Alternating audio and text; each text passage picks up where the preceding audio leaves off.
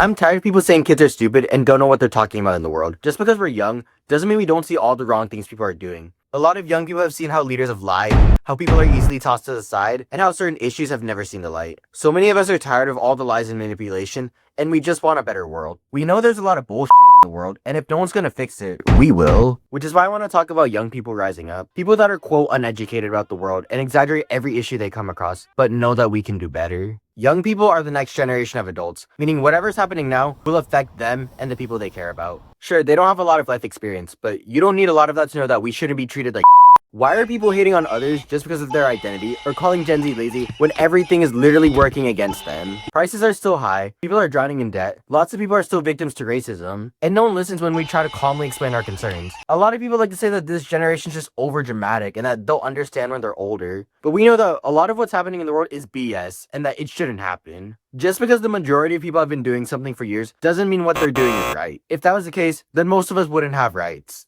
With technology and social media, young people know more about the world and its injustices, and know governments and leaders have been lying to them and don't care about creating a better world. It's frustrating because a lot of leaders always said that things will be different under their administration, that they'll create change, and that the world will be a much better place when they come into power. But what change have we seen? The only change a lot of people have noticed is the change in their bank accounts, which dropped significantly, and people in power are being showered with millions of dollars. In the US, for example, the top 1% hold $38.7 trillion in wealth, which is more than all of the middle class in the US. For the world in general, an Oxfam article states how the world's top 1% own more wealth than 95% of humanity. Money is a huge concern for many, because they need money for everything. People always say money doesn't buy happiness, but for some, it does. Not only for basic necessities, but also to feel socially accepted. A lot of people aren't happy in today's world, despite all the, quote, progress that's being made. And people want change, but some don't know what to do or are too scared of being silenced or hurt. Creating change isn't easy, but there's been many young people that have created change both in the past and recently. So let's take a look at a few young people that made an impact on society. Just because someone's young doesn't mean they're dumb. And just because someone's older doesn't mean they're always smarter. Kids and teens notice a lot of things adults don't and provide a new perspective on what they see as an issue. I'm not going to cover every kid, obviously,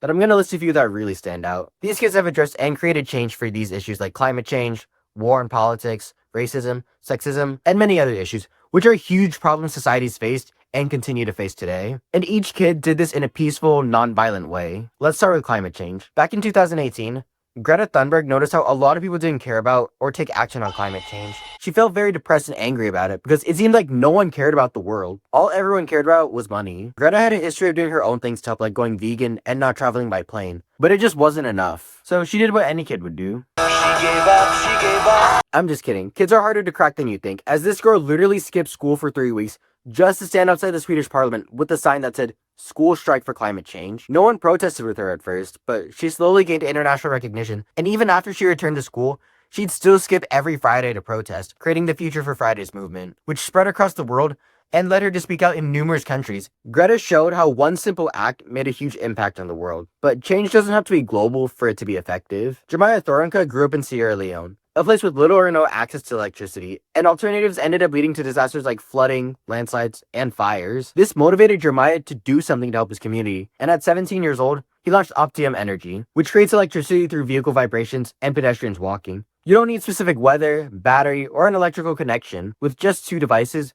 Jeremiah took a different approach in creating change. Instead of the normal protest, he created something new to help his community when the government wouldn't. It shows how if people want change, they'll make change, and that change will continue even if governments are against them or just do nothing to help them. A lot of governments today are or were against women for the longest time, but Malala was tired of their shit and decided to man up because the Taliban couldn't. Malala grew up in Pakistan and gained a love for school since her father was a teacher and ran a girls' school in their village. That's until the Taliban became pussies and got afraid, which is why they decided to ban girls from school. Malala was outraged, but instead of doing nothing, she said, "Nah, that," and spoke out publicly, advocating for girls' rights to education and sharing her experiences for BBC Urdu, which led her to getting shot by the Taliban, because some people are just a little bit afraid of an 11-year-old. Malala woke up in the UK and found out a lot of people prayed for her. Even though she could have lived a better life, she's a true friend and continued to fight for girls' education, which led her to be the youngest Nobel Peace Prize winner in the world, and started the Malala Fund to help every girl get access to good education. It doesn't matter if it goes against the rules or authority.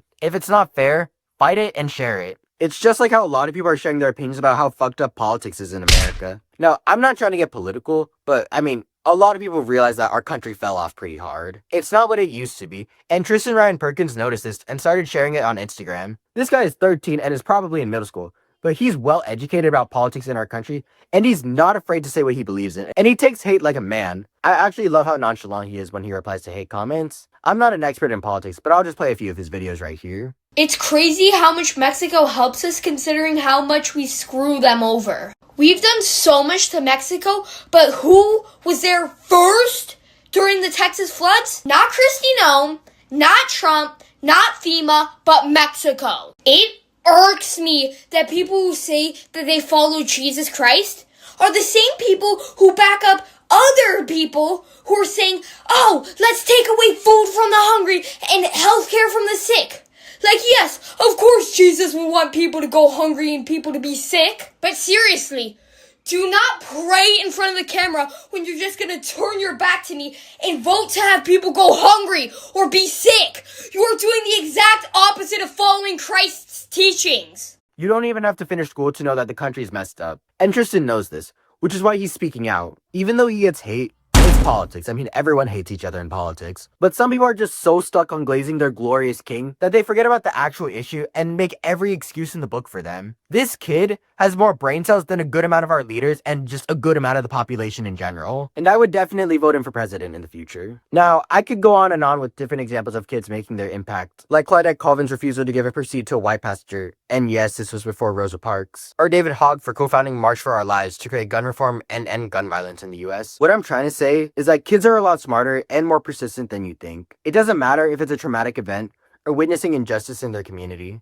If there's something wrong, they'll change it. And society doesn't give kids enough credit for that. And while many are trying to ignore what these kids and teens are doing, there's one thing that's showing who's creating change and deserves the recognition. Social media has been a game changer in activism. It's so much easier to not only raise awareness to more people, but also educate yourself about different issues across the world you wouldn't even know about. The media likes to cherry pick certain issues and frames people or places in a certain way that'll drive more watch time and money. But that causes so much misconceptions and inaccuracies about the world and its people. Alright guys, we're out of stories. We need a new story to make good money and to get more views. What should we talk about? Ooh, there's a lot of good news now. Why don't we present these? John, who the fuck wants to watch that? We're trying to earn money here, and you want to talk about how puppies are reducing depression in Asian people? Do you even know how boring that sounds? I say we talk about how this black guy assaulted a little girl and make everyone hate black people and their Hey, you don't need to say that, but I like your idea. But that case was false. It was a white guy that did it. John, you need to understand that people have a certain bias towards different races. If we be truthful and say the white guy, we're gonna get less attention than if we said the black guy. And if we get less attention,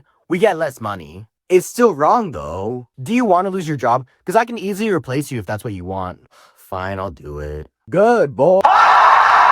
Social media allows people to show what the media doesn't. Personally, I've seen on social media what places and people are actually like, and how it's completely different from what the media likes to show. Sure, many places in the Middle East are very dangerous, for example, but its people aren't what the media generalizes and exaggerates it to be. Through travel videos from Jubinski, for example, I've seen how most of the citizens are very kind people and they just want peace like us. Not everyone's a terrorist there. Sure, some people lie on social media, but many are using it as a sign of hope to show what's actually happening and get any help if they can. For example, many people forgot about the war in Gaza, even though it's still ongoing. But there's tons of people posting asking for help or showing their daily life to remind people that they still need help to afford basic needs and end the war. Social media also provides an opportunity for kids and teens to share their beliefs and thoughts about issues in their own ways. I've seen rants, formal facts, and even poems on Instagram from kids and teens showing their outrage and demand for change. People have always told us, if you see something wrong, say something. And that's what young people are doing now. There's no right or wrong way to share an injustice. Social media is also providing an opportunity for young people to use their voices and feel heard. And that's the biggest thing I've noticed. Young people are receiving the revolutionary torch,